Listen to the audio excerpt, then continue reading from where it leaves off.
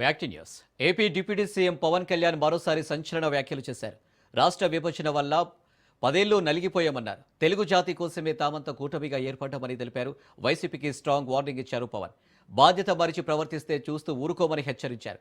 అధికారంలో ఉన్నప్పుడే ఏం పీకలేకపోయారు, ఇప్పుడేం చేస్తారని ఎద్దేవా చేశారు. గీత దాటి మాట్లాడితే చేతిలో గీతలు లేకుండా అరగదీస్తామన్నారు. అందరికీ యోగి ఆదిత్యనాథ్ లాంటి ట్రీట్మెంట్ కావాలన్నారు పవన్.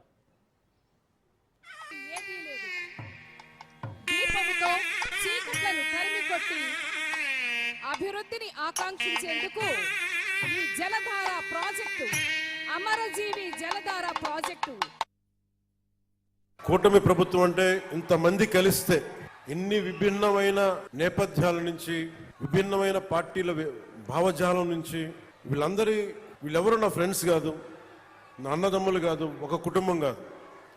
మేమందరం కలిపి ఒకటే కుటుంబం కోసం ఆలోచించాం. తెలుగు జాతి కోసం, ఆంధ్రప్రదేశ్ కోసం, మీకోసం మేమందరూ ఏకమయ్యాం. దేనికి నష్టాలైపోతుంది, విభజన జరిగింది, విభజన తర్వాత నష్టపోతా ఉన్నాం, 10 సంవత్సరాలు నలిగిపోయాం, ఇంకోసారి నలిగిపోకూడదన్న ఉద్దేశంతో మొదటి రోజు నుంచి కూటమి ప్రభుత్వం కోసం తపన పడ్డాం. మన తెలుగు నాయకులు ఒకళ్ళు బూర్గుల రామకృష్ణారావు గారు తెలంగాణ ముఖ్యమంత్రిగా పనిచేసి తెలుగు వారందరూ ఏకం కావాలి అని చెప్పి ముఖ్యమంత్రిగా ఉండి తను స్వచ్ఛందంగా పదవి దిగిపోయి, తెలంగాణ ముఖ్యమంత్రిగా పదవి దిగిపోయి ఆంధ్రప్రదేశ్ ఉమ్మడిగా ఏర్పడటానికి విలీనం చేశారు, త్యాగం చేశారు. ఆయన ఒకళ్ళని ఎప్పుడు స్మరించుకుంటూ ఉంటారు, ఆయన గుండెల్లో ఉంటారు. తెలుగువాడి ఉనికి లేని రోజున, మద్రాస్ ప్రెసిడెన్సీలో ఉన్న రోజుల్లో తెలుగు వారిని గొల్టీలుగా సంబోధించే సమయంలో, కించపరిచే విధానంలో ఉంటే, తెలుగువారి ఆత్మగౌరవం కోసం, తెలుగువారి సంక్షేమం కోసం ఎవరి ప్రాణత్యాగాల మీద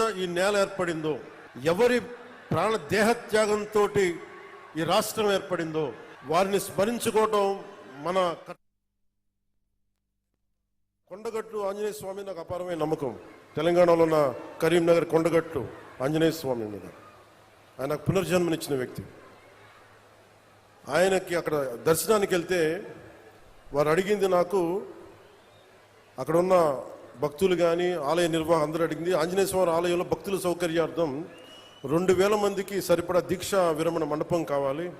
అక్కడ దీక్ష విరమించి వాళ్ళు టీటీడీకి వెళ్తారు, తిరుపతి దర్శనానికి వెళ్తారు, మీరు కొంత సహకారం ఇవ్వండి అంటే చాలా వెంటనే తీసుకున్నాను. దానికి వచ్చిన తర్వాత దాన్ని పర్స్యూ చేసిన తర్వాత ఈ రోజున గత 2 రోజుల క్రితం 96 గదుల సత్రం నిర్మాణానికి 35.19 కోట్ల 19 లక్షల వ్యయంతో టీటీడీ బోర్డు ఆమోదం తెలిపింది.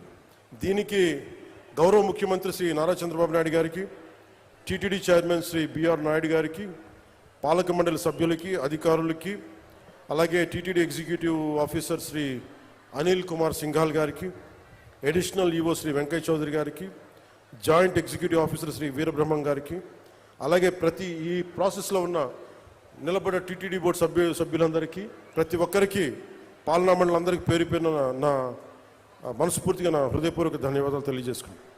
అలాగే తెలంగాణలో ఉన్న భక్తులందరికీ కూడా మీరు దీక్ష విరమణ చేసిన తర్వాత తిరుమలకు వెళ్ళి వెంకటేశ్వర ఆలయం మీ దర్శనం మరింత సౌకర్యార్థంగా ఉండాలని మనస్ఫూర్తిగా కోరుకుంటూ, ఎందుకు అంటే ఇంకొకటి, కొంతమంది సామాజిక మాధ్యమాల్లో ఆంధ్ర డబ్బు మీకెందుకురా అని చెప్పి మాట్లాడుతూ ఉన్నారు. అది చాలా తప్పది. హైందవ ధర్మం ఎక్కడున్నా, భారతదేశం ఎక్కడున్నా, అది ఆంధ్ర ఇలా ప్రాంతీయతలు పట్టుకురాకండి. హైందవ ధర్మం ఎక్కడున్నా హైందవ ధర్మాన్ని కాపాడుకుంటుంది. అందుకని దయచేసి ఈ సూడో సెక్యులరిస్ట్ యాటిట్యూడ్ తోటో, ఇలాంటి వితండవాదాలతోటి మీరు ఇంకా చెడగొట్టకండి. ప్రాంతాలతోటి, ప్రాంతీయతలతోటి, కులాలతోటి, భాషలతోటి ఇంకా దేశాన్ని నాశనం చేసి కూర్చోబెట్టారు. ఇంకా చాలు ఇలాంటి పిచ్చి మాటలను, ఇలాంటి వాదనలు ఆపి కొంచెం కన్స్ట్రక్టివ్గా ఆలోచించండి దయచేసి అందరూ.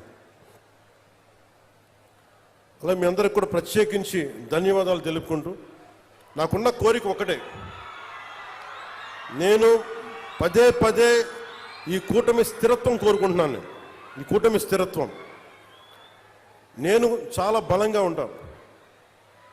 పోలీసు కూడా నిన్న అధికారి సీఎం గారు కూడా చాలా సెలవు ఇచ్చారు. మీకు ప్రజలకి కష్టం కలిగితే ఏది కూడా సహించం. అలాగే మీరు కూడా ముఖ్యంగా యువతకి నిన్న ఎస్పీ కాన్ఫరెన్స్లో లా అండ్ ఆర్డర్ టైంలో మీ గురించి ఒకటి వచ్చింది. ముఖ్యంగా బైకుల యువతకి 60% యాక్సిడెంట్స్, 100% యాక్సిడెంట్లో 60 నుంచి 70% బైక్స్ వల్లే జరుగుతున్నాయని.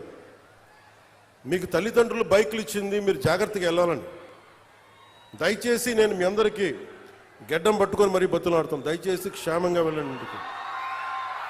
పోతే ప్రాణాలు తిరిగిరావు.